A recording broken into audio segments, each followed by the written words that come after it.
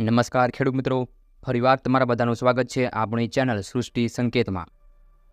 ખેડૂત મિત્રો, મગફળીના પાકમાં કયા ખાતર નાખવા જોઈએ, કેટલા પ્રમાણમાં અને ક્યારે નાખવા જોઈએ, તો આજના વિડીયોમાં આપણે આ સંપૂર્ણ માહિતી મેળવવાની છે। તો જે ખેડૂત મિત્રએ આ વર્ષ મગફળીનું વાવેતર કર્યું હોય તેવા ખેડૂત મિત્રો અચૂકથી આપનો આ વિડીયો જોજો, જેથી કરીને તમને બધાને સાચી માહિતી મળી રહે। અને હજુ સુધી જે ખેડૂત મિત્રોએ આપણે આ ચેનલને સબસ્ક્રાઇબ ન કરી હોય તો તેવા ખેડૂત મિત્રો આપણે આ ચેનલને અત્યારે જ સબસ્ક્રાઇબ કરી નાખજો, કેમ કે આપણે આ ચેનલ પર આવા જ અવનવા ખેતીને લગતા વિડીયો મૂકવામાં આવતા હોય છે। હવે ખેડૂત મિત્રો, આપણે મગફળીના પાકમાં ખાતરના શેડ્યુલની વાત કરીએ તો સૌપ્રથમ જ્યારે આપણે મગફળીનું વાવેતર કરવાનું હોય ત્યારે 10-12 દિવસ અગાઉ દેશી ખાતર આપવું જોઈએ। ઘણા ખેડૂત મિત્રો એવું કહેતા હોય કે આપણે વધારે છાણિયું ખાતર નાખતા હોય તો મૂંડા વધારે આવતા હોય, તો આ પ્રશ્ન પણ આપણી પાસે સોલ્યુશન છે। તમારા મગફળીના પાકમાં જો મૂંડાનો ઉપદ્રવ વધુ રહેતો હોય તો દેશી ખાતર ઘટાડીને તમારે દિવેલી કે એરંડીનો ખોળ વીઘે 50થી 60 કિલોગ્રામ નાખવો જોઈએ। જો ખેડૂત મિત્રો તમે દિવેલીના ખોળનો ઉપયોગ કરશો તો તમારે મોટા બે ફાયદા જોવા મળશે। એક તો દિવેલીનો ખોળ છે એ તેલની ટકાવારીમાં વધારો કરશે, અને બીજું સૌથી મોટો ફાયદો એ થાય છે કે મગફળીનો સૌથી મોટો દુશ્મન હોય તો એ છે મૂંડા। તો આ દિવેલીનો ખોળ છે એ મૂંડાના નિયંત્રણ માટે ખૂબ જ ઉપયોગી થાય છે। હવે ખેડૂત મિત્રો, પાયામાં કયા ખાતર નાખવા જોઈએ? આમ જોઈએ તો લગભગ ખેડૂત મિત્રોએ મગફળીનું વાવેતર કરી નાખ્યું છે અને 25થી 30 દિવસની પણ મગફળી થઈ ગઈ હશે।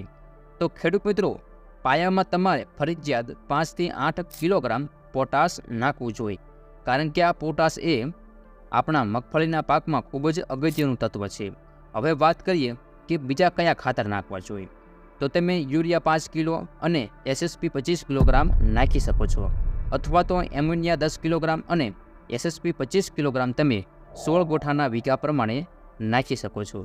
તો આ પ્રમાણે તમે મગફળીના પાકમાં પાયામાં ખાતર નાખશો તો મગફળીને પહેલેથી જ પૂરતો પોષક તત્વ મળી રહેશે અને મગફળીના છોડ છે એમાં વૃદ્ધિ, વિકાસ અને ઉત્પાદનમાં પણ ખૂબ સારું રહેશે। આ તો ખેડૂત મિત્રો આપણે પાયાના ખાતરની વાત કરી, પણ પૂરતી ખાતર માટે શું કરવું જોઈએ, કયું ખાતર આપવું જોઈએ, એટલે કે મગફળી ઉગી ગયા પછી કયા ખાતર નાખવા જોઈએ? તો ખેડૂત મિત્રો, જ્યારે મગફળી 25થી 30 દિવસની થાય ત્યારે સ્ટાર પ્રોટેક્ટ અને સ્ટાર એનપીકે આ બંને તમારે 250 ગ્રામ એકરે નાખી દેશો। આપણી મગફળી પીળી પડવાનો પ્રશ્ન છે, મગફળીમાં કાળી ફૂગને લીધે આવતો સુકારાનો પ્રશ્ન છે, મગફળીમાં સતત વરસાદને લીધે એને જે પોષક તત્વો મળવાનું બંધ થઈ જાય એનો પ્રશ્ન છે, મગફળીનો વૃદ્ધિ વિકાસ અટકી જાય, તો આ બધા જ પ્રશ્નોનું સોલ્યુશન છે સ્ટાર પ્રોટેક્ટ અને સ્ટાર એનપીકે। અને એક બીજી વાત કે ખાસ કરીને ક્યારે પણ તમારે વાવેતરના 30 દિવસ પછી નાઇટ્રોજનયુક્ત ખાતરોનો મગફળીના પાકમાં ઉપયોગ કરવો નહીં, કારણ કે નાઇટ્રોજનવાળા ખાતર મગફળીનો વિકાસ વધારી દેશે અને પરિણામે ઉત્પાદન ઘટી જશે। તો પછી પાછો પ્રશ્ન થશે, તો કયું ખાતર નાખવું જોઈએ? તો ખેડૂત મિત્રો, જ્યારે મગફળી પાકવાની 1 મહિનાની વાર હોય ત્યારે કેલ્શિયમ નાઇટ્રેટ વીઘે 5 કિલો અને વર્ડાન્ટ પ્લસ એકરે 250 ગ્રામ આ બંનેને મિક્સ કરીને મગફળીના પાકવાની 1 મહિનાની વાર હોય ત્યારે તમારે નાખવું। તો આનાથી ખૂબ જ ફાયદો તમને થશે।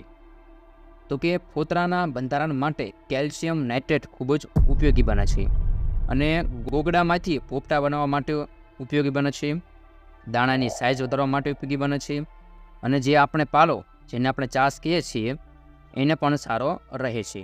તો આ બધામાં કેલ્શિયમ નાઇટ્રેટ અને વર્ડાન પ્લસ ખૂબ જ ઉપયોગી બને છે।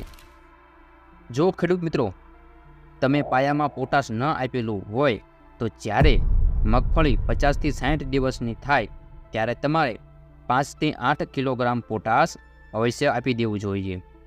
ખેડૂત મિત્રો, મગફળીમાં ઉત્પાદન કેમ ઓછું થાય છે એની આપણે વાત કરીએ તો કે આપણે મોંઘી ફૂગનાશકો અને જંતુનાશક દવાઓ છાંટતા હોઈએ છીએ અને પોષણ પર આપણે જોઈએ એટલું ધ્યાન દેતા નથી, અને પછી આપણા મગફળીના પાકમાં ઉત્પાદન ઓછું આવે છે। એટલા માટેથી આપણે પહેલેથી જ મગફળીના પાકમાં પોટાશ ઉપર પૂરતું ધ્યાન દોરવું જોઈએ, જેથી કરીને મગફળીના છોડમાં વૃદ્ધિ વિકાસ સારી થાય। મગફળીનો છોડ તંદુરસ્ત રહે છે, તો રોગ જીવાત ઓછી આવશે અને ફૂગ પણ ઓછી આવશે અને મગફળીમાં ફ્લાવરિંગ પણ સારું આવશે અને પછી અંતે આપણા મગફળીના પાકમાં ઉત્પાદન વધારા થશે. તો ખેડૂત મિત્રો, આ હતું મગફળીના પાકમાં ખાતરનું શેડ્યુલ. આ પ્રમાણે તમે ખાતર વ્યવસ્થા કરશો અને તમારા મગફળીના પાકમાં આ પ્રમાણે તમે યોગ્ય સમયે યોગ્ય ખાતર નાખશો તો તમને ચોક્કસપણે તમારા મગફળીના પાકમાં ઉત્પાદન વધારો જોવા મળશે. ખેડૂત મિત્રો, આવી જ અવનવી ખેતીને લગતી માહિતી મેળવવા માંગતા હોય તો અમારી ચેનલને અત્યારે જ સબસ્ક્રાઈબ કરી લેજો અને વિડીયો પસંદ આવ્યો હોય તો લાઇક શેર પણ કરી દેજો. હવે આપણે એક નવા વિડીયોમાં મળીશું. ત્યાં સુધી તમારા બધાનો ખૂબ ખૂબ આભાર. જય જવાન, જય કિસાન.